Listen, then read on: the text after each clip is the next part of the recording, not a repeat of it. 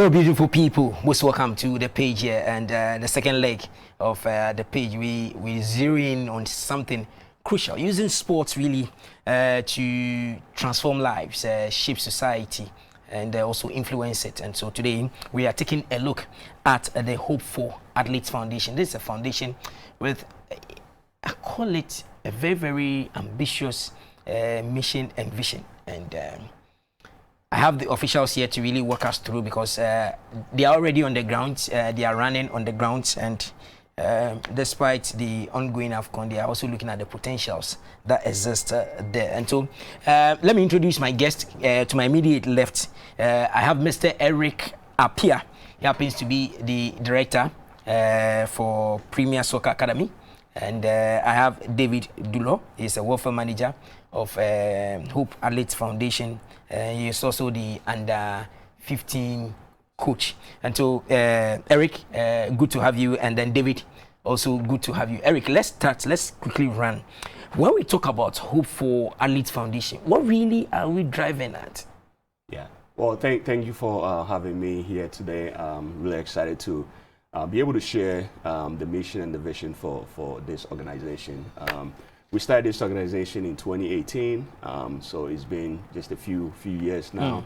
And basically what we are trying to do is to provide hope for less privileged kids who don't have an opportunity to get a quality education.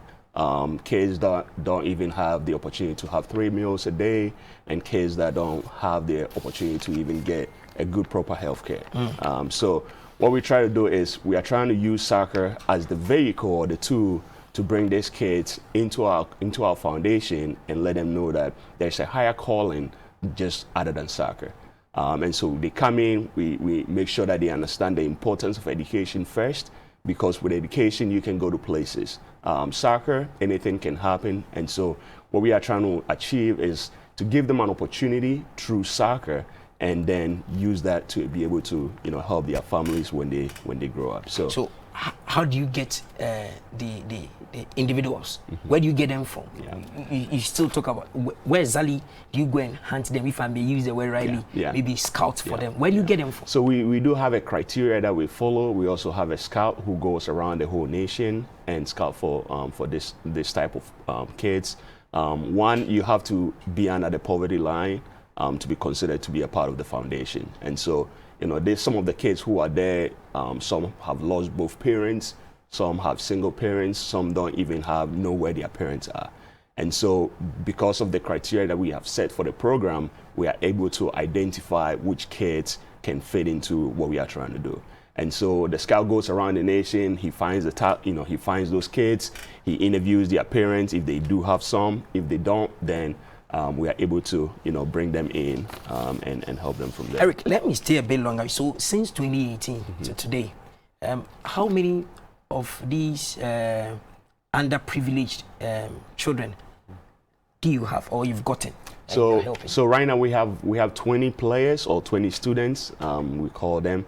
And out of the 20 students, when we first started somewhere, I think 5 of them were in high school, junior school, right? And then now we have 5 who are currently in SSS. So the goal is that when the kids come in, we give them an 8-year scholarship. So we see them through high school, through SHS, and then from there we help them get to college. How rich are you guys doing this? I really, because if you pick somebody on the street and then you said, okay, I'll send you to school. You're paying for everything. You're giving them accommodation. You're feeding them, because you said nutrition is part of it. You're taking care of their health. How rich are you? No, this organization is not. It's not about how rich we are. We are where we are because of the grace of God, and we have some huge, important personalities that believes in the vision and what we are trying to do. And so once a kid is selected into the academy, what we do is that we find a sponsor for them in the US. So that sponsor will take care of all the things that we talked about. We take care of their education, their health and nutrition, takes care of where they live, where they sleep, takes care of anything that the kids need. And so the donors provide the funds for the kids, and make sure that it's being used towards the kids' progress.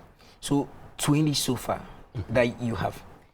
How is 2022 going to look like?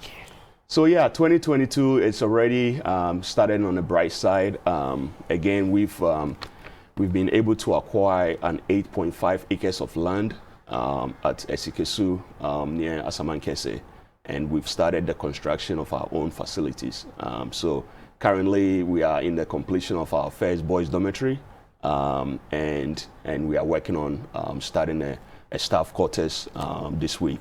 And so the facilities is going to comprise of, we'll have 3 soccer fields there, we'll have a cafeteria, we'll have the boys quarters, we'll have a basketball, we'll have a volleyball, a sand volleyball as well, and then we are hoping that in the future we can branch off and add a girls academy, so that we are giving opportunities to both boys and girls, and not just boys. And so it's a big program that we have set for ourselves, but at the end of the day, we believe and we entrust in God that He will help us to be able to change more lives and give them more hope. The way you're talking about God, I'll come back to the God factor. But let me come to David. David, you happen to be a coach of the foundation. Yes. How easy is it to coach underprivileged children to play football? You know, initially I'm into that. Anytime, I also love to touch heart, those who I need. So as my director got in touch with me, and I was like, oh, this is a great opportunity for me to also come in and also give my best out of them, and then also make sure that their movement is in being perfect way.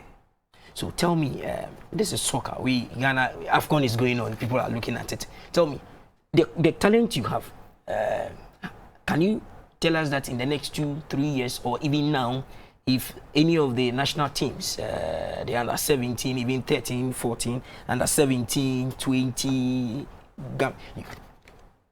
the national team officials can come to your side and say there is a talent here that you feel sincerely that can represent the nation? Exactly. We have a huge talented kids there that are picking up, and then we are making sure that they have a good tactical side, and then the movement on the ball and so forth, and the drills and everything. So I can boldly tell that they can come to our aid and then do trials for the national team, and then we'll also give them the best players in the future. So which players do the scouts bring you? Goalkeepers, defenders, strikers, attack, midfielders? Which department do you specialize in that you say, okay, for the Athlete Foundation, as far as we produce strikers, as far as we produce goalkeepers, we produce defenders? Which area really do the talent come from? Where? Strikers? Right now we even have 2 players that were just part of the U15 national team. Really? Yes. Wow. Yes, we had 2 players that were just called. We had one kid who was actually on the U17 national team last year. We've been able to also send one of the boys to the US this past August. Wow. And so when we talk about providing hope, we're not just providing hope to just soccer players, because everybody's pathway is different. Somebody's pathway may be him going professional. Somebody's pathway may be getting an opportunity to come and study in the US. Somebody's pathway may be just finding a trade here in Ghana for them to learn and be able to use that to cater for themselves and their family. So those are the 3 pathways that we have for this foundation. Again, we have a good relationship with some of the coaches here in Ghana.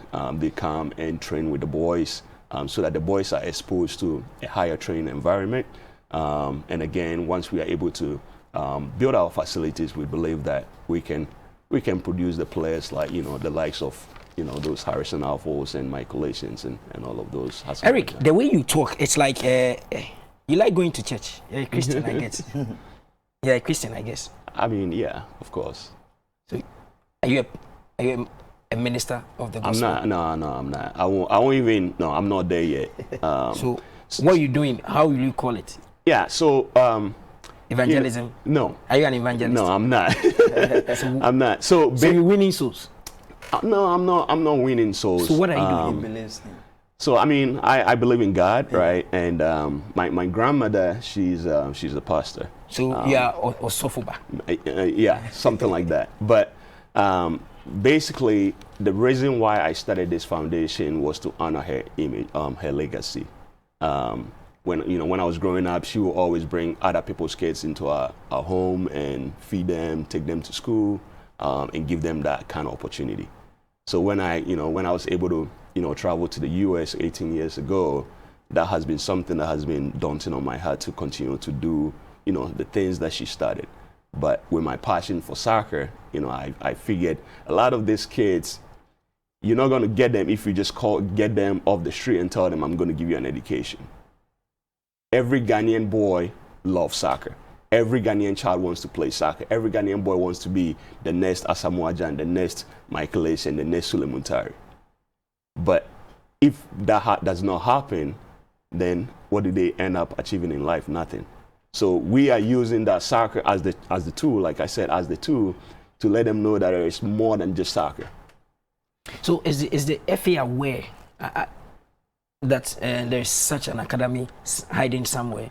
Are you in Yeah, I met. I was in Ghana last June, I believe, and I met with the GFA and Mr. Kett, and we actually spoke about some of the things that I think I can help some of the coaches, in the lower teams, especially Division 1. And we did brainstorm and talk about some few things that I think I can. So how many years have you given yourself to stop this thing? No, this is not a program that we are going to start and stop. Because if you do that, then you are not changing lives. And so this is an ongoing project. That is why we purchased the land so that we can build our own facilities and continue to give lives and provide hopes for more kids. Now we are in an era where social media is rife. Your foundation, are you on social media? Which address can people, because maybe somebody has seen a boy or somewhere or a girl somewhere on the street, really looking for somebody who can really take care of these boys. Maybe they can just give you the direction, although you have your scout. Where can they locate you and reach you? Somebody wants to, okay, let me just come and support you. I have some bags of rice there. I have some tin tomato, whatever to support you. I have some balls there. How do they get in touch with you? Yeah, so we are actively on social media. We are on IG, and our IG tagline is at Hope for Athletes Foundation. At Hope for Athletes Foundation. Yeah. We'll get you. Yeah, and then Facebook is the same, Hope for Athletes Foundation. Okay. We are also on YouTube. We try to do highlight videos for the boys so that we can let the world see all the talent and skills they have. So now that some are in the, did you say tertiary? Have some reached the tertiary level? Yes, they are in secondary school. Now they are in secondary school, so they will soon get to the university. Yes. Okay, so you have more than 5? Yes, that are in SHS now. Okay. That we feed 3 times daily. No, I know. As for feeding, you can't feed somebody once in a day. No. It's not going to be possible. You feed them, yes. You give them shelter. Yeah. You give them a place to stay. They are now focused. They now have hope that life is worth living. Okay. Before I let you go, and so now that you've shown us whatever you really want to do, now you have at least 20 plus athletes, and you are on your radar taking care of them. How many more do you want to know that indeed we have reached? I think the next phase is once we complete the construction of our dormitory, we are looking to add in another age. So right now we have a U15, so we are planning on adding a U13 boys to the academy, and then hopefully maybe I would say maybe in the next year or two. We will be able to start a girls' academy. Okay, David, you are the coach. We are checking out from the studio. And so, what should we expect from you in 2021? You've been training them already. 2022. Yes, 2022. What should we be expecting from you from now? Now it's January. Going. What should we expect from? So we are going to build more of the boys for them to represent the national team in the future. Okay. So that is what we intend to do.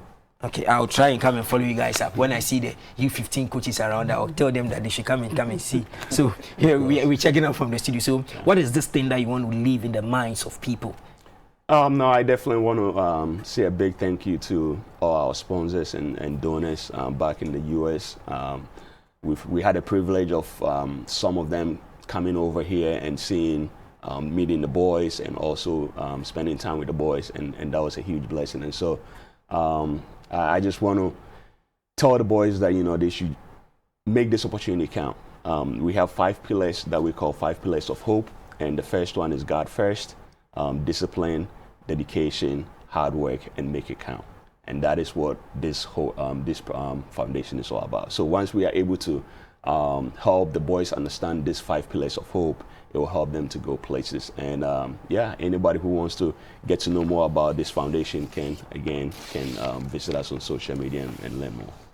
Thank you very much, gentlemen, for your time. Thank you also for doing the watching. Remember, it's a season for AFCON, and the only station you can watch without getting any problems is GBC. And so when you tune into any of GBC's channels in terms of sports, GTV Sports Plus, Obonu TV, Garden City TV, and GTV, the mother station itself. And when it comes to crystal clear commentaries, it's on GBC Unique FM and all regional FM stations dotted across the country. When you go on our social media handles, every update you need from the AFCON is there. So do join us. Let's have fun. And at the end of the day, the trophy will come home. I'm Fifla Sampa.